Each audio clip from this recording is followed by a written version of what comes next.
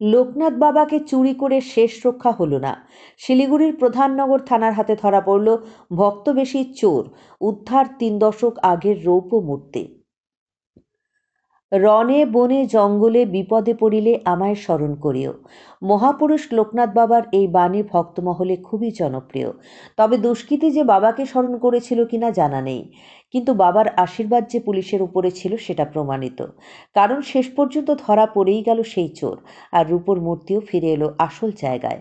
Siliguri metropolitan পুলিশের প্রধাননগর থানার anti crime wing একেবারে সিনেমার দৃশ্যের মতো অভিযান চালিয়ে উদ্ধার করল প্রায় ৩ দশক আগে চুরি যাওয়া লোকনাথ বাবার রূপোর তৈরি মূর্তি। বাজার দর অনুযায়ী যার দাম কম বেশি ২ লক্ষ টাকা। ঘটনায় এক ব্যক্তিকে গ্রেপ্তার করা হয়েছে এবং তাকে শিলিগুড়ি আদালতে তোলা হয়েছে। পুলিশ সূত্রে জানা গেছে, ধৃতের নাম বিজয় মাহাতো। শিলিগুড়ির প্রধাননগরই তার ঠিকানা। গোপন তথ্যের ভিত্তিতে প্রধাননগর থানা এলাকা জুড়ে তল্লাশি চালিয়ে তার বাড়িতেই মিলে যায় সেই রৌপ্য মূর্তি।